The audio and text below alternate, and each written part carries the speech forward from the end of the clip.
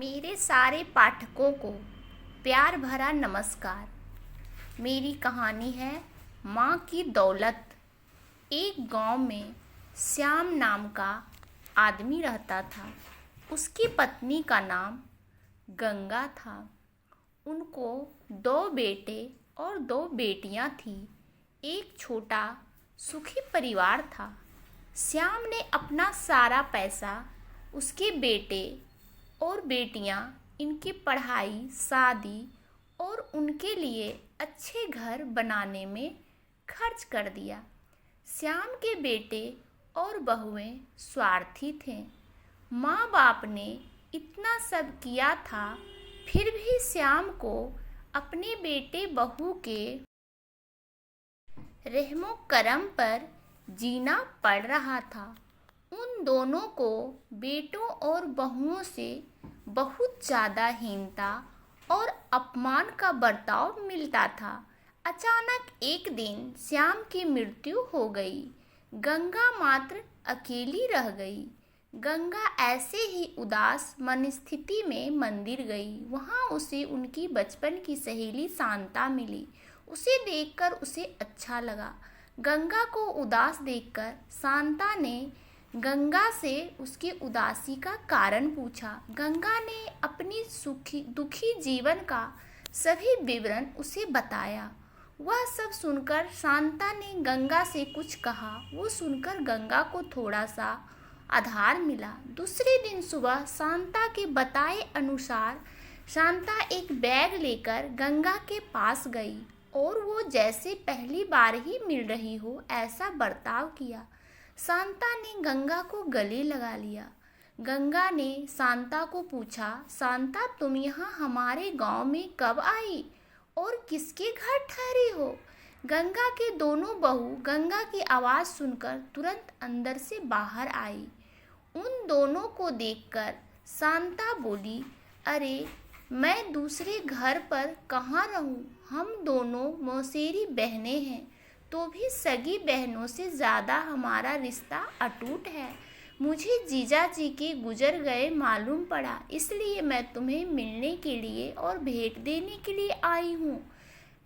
पहले दिन तय किए अनुसार गंगा बोली, शांता तुम मुझे मिलने के लिए आई यह सुनकर बहुत अच्छा लगा, पर तुम मुझे भेंट देने के लिए कुछ लाई हो, उसका अर्थ मुझे कुछ समझ में नहीं आया। शांता जानबूझकर रोने का सुर निकालकर बोली, अरे गंगा, मुझे पता है कि आप दोनों ने तुम्हारा सभी पैसा बेटी की पढ़ाई और शादी, उनके लिए अच्छा घर बनाने के लिए खर्च कर डाले। आप दोनों ने खुद के लिए कुछ भी नहीं रखा। यह सब ठीक है क्योंकि आपके बेटे और बहुएं सभी अच्छे हैं, इसलिए वह तुमसे प्यार से बर्ताव करते हैं, तुम्हें अच्छे से संभालते हैं, इसका मुझे पूरा भरोसा है। लेकिन हमारे यहाँ पर सब उल्टा है। हमारी आर्थिक परिस्थिति अच्छी होकर भी बेटे पढ़े नहीं, इस वजह से वह कोई भी उद्योग धंधा करते नहीं हैं। उनको सिर्फ बैठकर खाना आता है। अमीर है, इस वजह से उनकी शादी भी हो गई, परंतु उनकी पत्नियां हम दोनों का बार बार अपमान करती रहती हैं और मेरे बच्चे वह देखकर भी कुछ नहीं बोलते। उन्हें फिर शांता आंखें पोंछने का नाटक करती है और वह आगे बोली, अभी ऐसी परिस्थिति में हम दोनों को जीने की इच्छा भी नहीं होती और अब हमारी ज़िंदगी भी कितनी बची है।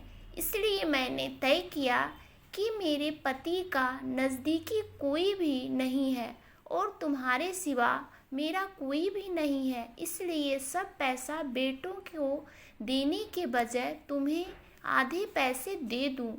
ऐसा विचार करके मैं मेरे पति की राजामंदी से 25 तोला वजन के 10-12 सोने के गहने और रुपये 50,000 इस बैग में लाई हूँ। इस बैग में 45,000 की नोटें हैं और 1 रुपयों की 5,000 नोटें हैं। अभी तुम कुछ भी ना कहते हुए हमारा प्यार समझकर यह बैग और उसकी चाबी ले लो। मैं सिर्फ तुम्हारे पास चाय पीकर तुरंत चली जाऊंगी। शांता का यह बोलना सुनकर सास की बहन कोई सामान्य औरत नहीं है, बल्कि कुछ अमीर औरत है और धन की तिजोरी साथ लाई है।